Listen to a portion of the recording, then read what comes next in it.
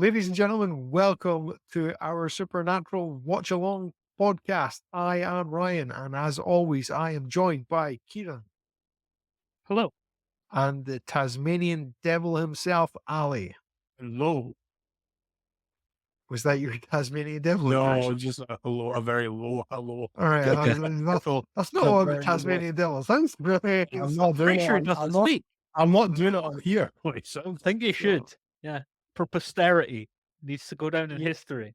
You might hear his Muttley laugh at some point. He literally laughs like yeah, Muttley. when it gets So- going, yeah. So, but anyway, we start off topic. Good stuff. This week we are discussing Supernatural Season 1, Episode 11, Scarecrow, which initially aired on the 2nd of April, 2006, and is rated 8.6 out of 10 on IMDb. The synopsis, according to IMDb, which is always a bit hit or miss, we will find out. After arguing about the search for their father, Sam and Dean split ways. Sam to continue the search in California, Dean to hunt the mysterious disappearances of passing through couples in Indiana. That's a fantastic synopsis from IMDb, one of their best ones yet. The episode was directed by Kim Manners and was written by John Shiban, I'm unsure, and Patrick Sean Smith.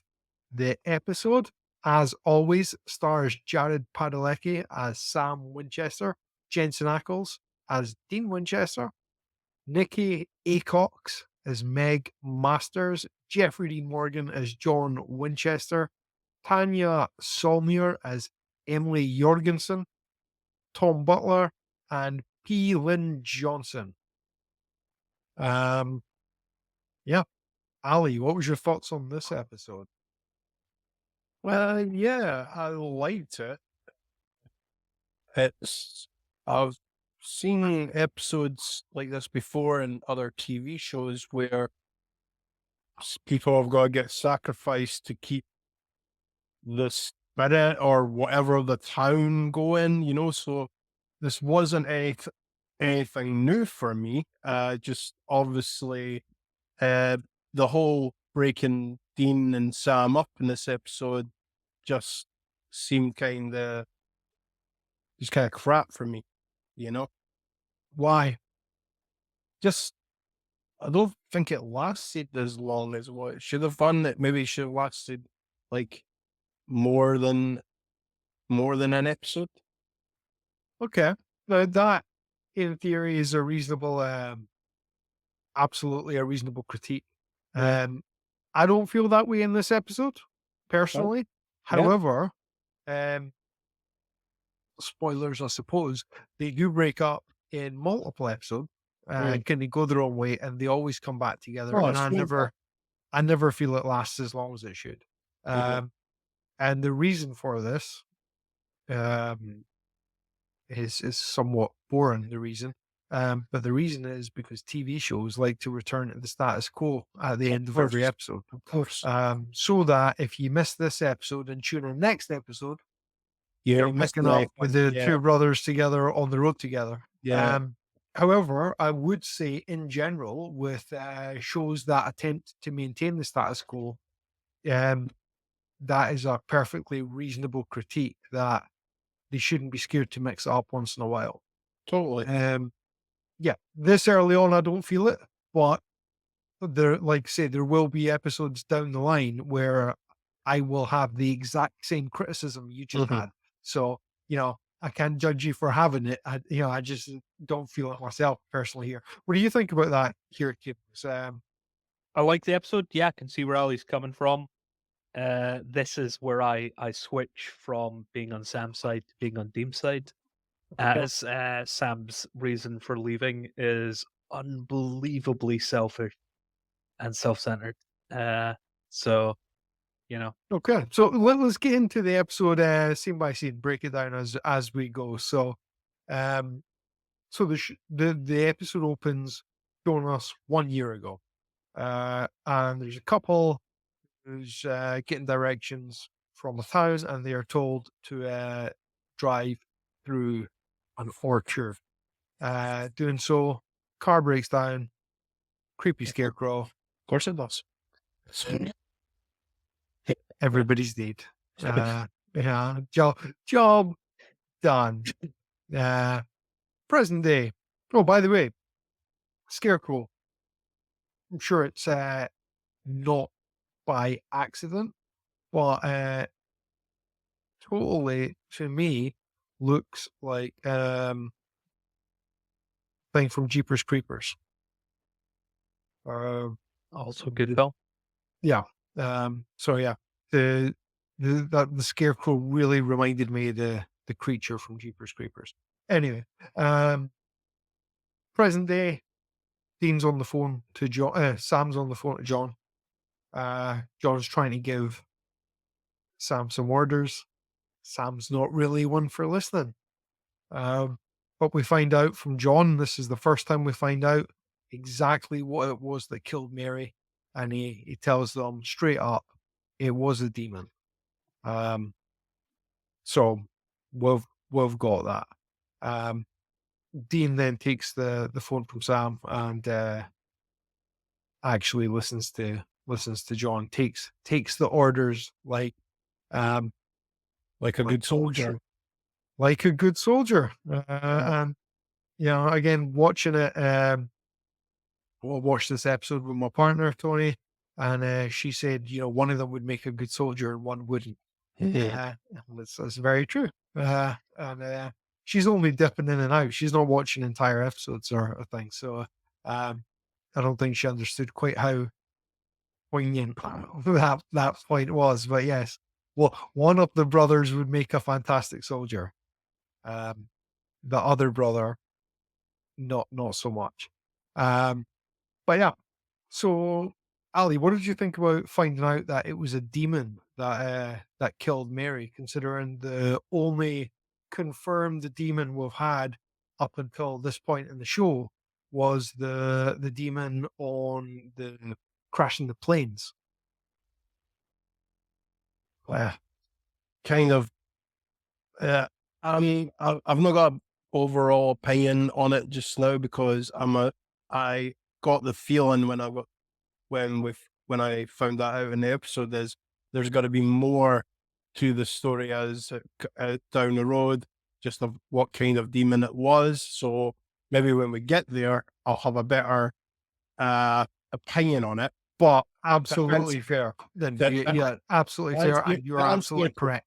To answer your question, it was like I thought to myself, was that it? Just a demon.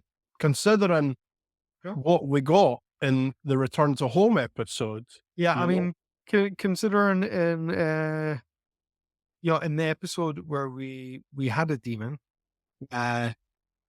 he's currently ranked at the bottom of B tier. Mm-hmm. So the only demon we've seen in the show so far is lower B tier rank for us. Crap demon. So, well, that's absolutely fair. Anyway, yeah, Sam and Dean end up arguing, and as the IMDb synopsis said, they split ways. Kieran, why does Sam decide to leave? Well, Sam wants to. He's tracked where his dad is, Sacramento, California, and wants to go out and find him instead of going to do the job that they've been ordered to do. And hypothetically, I could be sympathetic to Sam if they've clearly been told that people go missing in this one specific week each year. And Sam's rationale is, we'll just go away for a week, so we're gonna let 2 other people die because you're being a selfish bitch. Which is why I switched from being on Sam's side to Dean's side, because Sam's been completely emotional instead of rational thinking, okay, we need to save 2 people, stop whatever's happening, killing these people year after year after year, and then we can go to California and try and pick up that trail. It'll be slightly colder, but hey, we've done our job and saved 2 people. Instead of, no, it's all about me. I must fix my problem now. Finding your dad now is not going to bring Jess back. She's been dead for 6 months. So It's true. And yeah, that's absolutely true. Jess has been dead for 6 months. Mary's been dead for 22 years. It's finding John this week isn't going to save those two people. Yeah. You know what's going to save those two people? Getting your ass down there and saving them. So I agree. And on that note, Dean goes to investigate. And we have our first alias in a couple of episodes, which I very much like. And Dean tries to pass himself off as John Bonham. However, for the first time, he's called out on it. So for the first time, someone realizes that John Bonham is in fact a musician. From which band, Ali? Oh, Led Zeppelin. Led Zeppelin. That is correct, my man. Anyway, Sam meets a girl on the road, a girl whose name we will later find out is Meg. Dean, what were you going to say? What was your first impressions of Meg, Ali? And Meg, this sound right away to me was, yeah, she's not a good girl. No? Well, no. Just the whole look about her. Just Okay. gave me that, yeah, that's not her real name.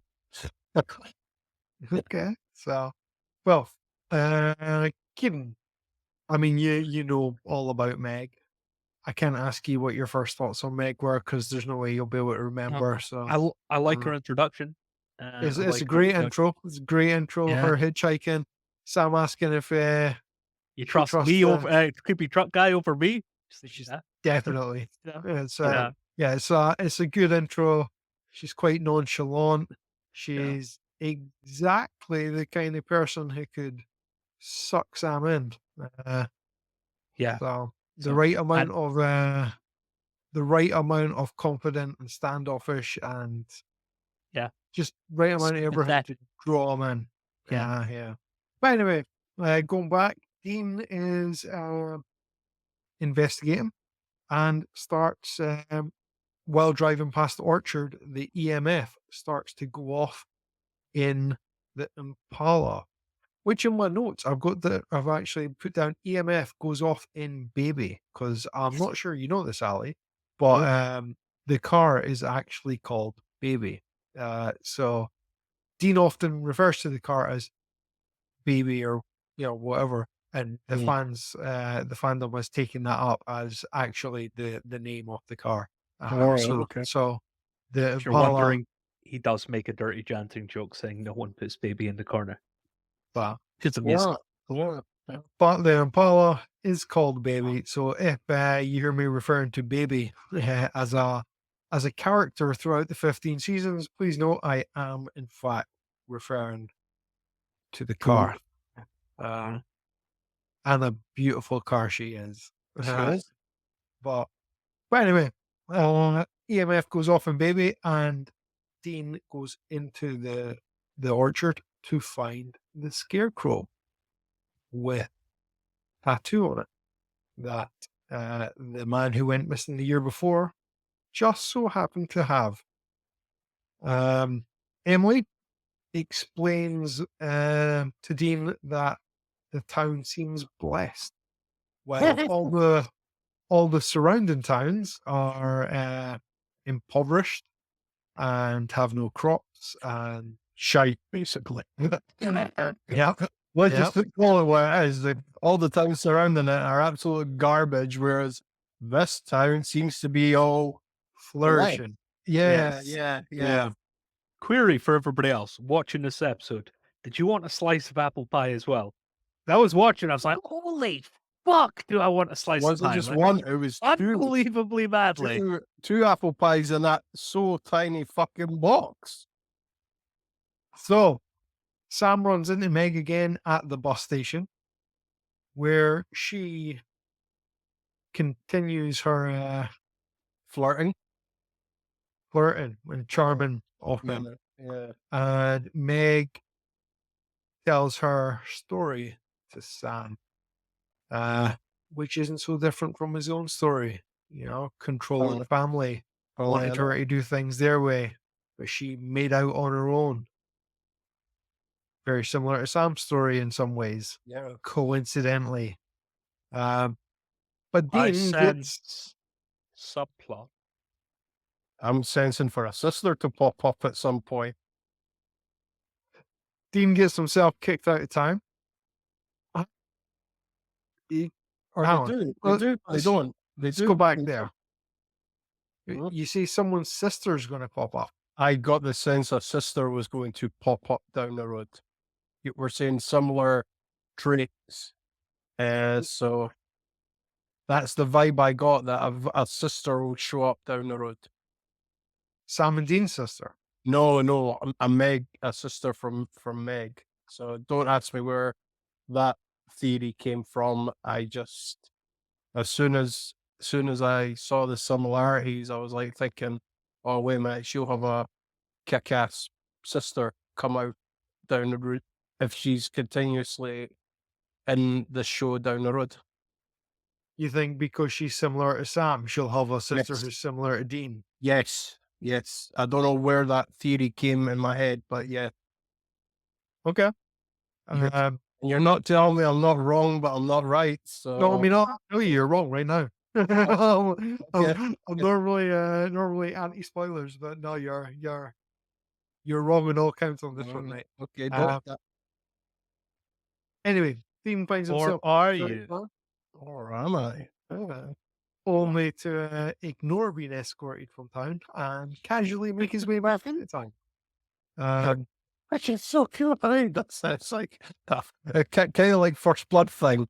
Yeah, I'm fucking coming. I'm not fucking leaving this town. I'm wanting back in this town. Just comes back in just in time to save the couple from the orchard with a shotgun. He then speaks to Dean. Sam, even. Dean speaks to Sam over the phone. And they have a bit of a heart-to-heart. And Dean says he's proud of him. He wishes him good luck. And this is where we find out that the Scarecrow is in fact being possessed by a pagan god.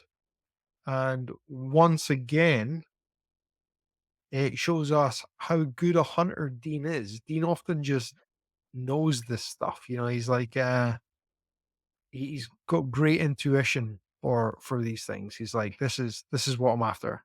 And it happened a few times, and he comes up with great ways around things. And yeah, so Dean on point, knows he's after a god, and goes to find out what it is, and he finds the god is Vanir. Vonner. Vanir. Okay. Either way, Norse god. And yeah. So Dean then gets himself knocked out. And Sam returns to Dean's side to go and help him. Just in time. Just in time, because Dean's not been answering his phone. Meg tries to talk Sam out of leaving, but Sam returns, cuts Dean free, and Sam, Dean, and Emily, who was also going to be sacrificed, managed to try to get out the orchard, but the village people try to stop them leaving. And Vonner, the god, takes Emily's aunt and uncle who tried to sacrifice her. Fucking deserved it. They absolutely did deserve They it. fucking that's it's one of those times in this series when somebody dies. I actually fucked myself. I was like, you fucking deserved it, you Guys, bastards. It's so harsh. I mean, So we're, fucking we're brutal. talking small town Midwest America. They're keeping an entire community alive. I mean, greater good. You just need to be a bit more utilitarian about this. 2 people every year to make sure an entire community prospers. Seems like a fair trade. I think Dean was selfish. That's what they were. They were selfish. And on that note, this podcast does not condone human sacrifice. To the wrong So- god. So, yeah, the next day, Sam, Dean, and Emily turn back up, and Emily burns the first tree, killing the god, or at least supposedly killing the god. So neither Sam nor Dean are getting the point for the monster kill in this one. No, it's a guest star in the episode instead, which is a nice wee twist on it. It is. Oh, the kill's anticlimactic. You know, the god Hmm. doesn't do anything. It's not there. No, I know. Uh, I know. I mean, realistically, I don't think it even kills the god. It just kills its ability to appear there, where Yeah. it can still be enough. Anyway, the god is defeated, and Sam and Dean decide to stick together. The episode then ends with the epic song "Bad Company" and Meg getting a lift in a van when she asks the driver to pull over, and she slits his throat and fills a goblet full of his blood and starts communing With that. with something. And that is where the episode ends. She had said she could kill the brothers if he wanted. So, Ali, Mm-hmm. were you expecting Meg to be a throat slitting, goblet blood talking person? No, not like that. That's for sure. But I got if blood was involved, she can only be speaking to one person. Who do you Uh, think she was speaking to? Devil Daddy. Devil Daddy. Devil Daddy. Okay, I've made that sound a bit creepy, but let's go. I know with it it. did. I know. As soon as it came out of my mouth, I heard that, but I'm sticking with that. Sounded erotically charged. That's all I'm saying. You know, Kieran, you've seen this lots of times. Do you think it holds up? I do. Good. It's a strong episode. Really strong episode. Great introduction for Meg. Great intro. Again, great for Sam and Dean playing off each other with a relationship. Dean apologizes when he probably didn't need to. Obviously, the bit about saying, you know, he's proud of what Sam's done and everything like that was quite nice. Sam coming back, which was good, showing that he's not as selfish as initially assumed. But yeah, it's a overall really, really strong episode, and I like the first appearance of a god in the show. Good. Speaking of, seeing as you're saying it, where would you place the first Oh. appearance of a god? in the I show? I like the Vonner. I think it is a good villain. I would put it IA or low S. High A or low S? Yeah. Wow. So would you put him above the shifter? Probably just behind Shifter. Okay, so that's very high A. Yeah. Yes. What about you, Ali? Where would you place Vanner, the god, for our... Oh, shit, moving him. No, moving stuff about by accident. Okay, I fixed it. Ali, where would you place our Scarecrow god? I'm not sure. I feel there could have been more interaction with him, but that's just my opinion. I would put him in high B. That's just my opinion. You know. So where at B would you put him? Would you put him above the woman in white? Below Yeah, the woman, above the woman in white? yeah. Under white.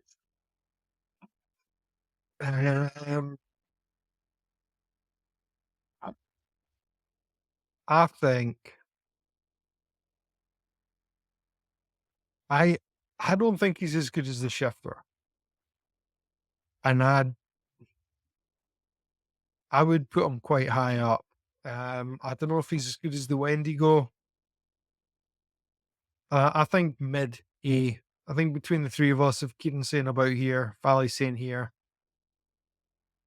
I think Yeah, seems Yeah, reasonable. Okay. yeah. I'll accept that. Yeah. He's definitely an A tier. I don't think he's below that. He's definitely better than Yeah. yeah. Here. Yeah, I think that's fair. Realistically, I still think the shifter should be S tier. I think the Wendigo should be S tier. Or maybe the Wendigo A tier, but the shifter I definitely think is an S tier villain. But we can shift all our villains. We can reshuffle this. Can Like, re-baseline at the end of season. Yeah. Yes. Yeah. Yes. Yeah. But where we're at just now, which is actually not bad, because was this what?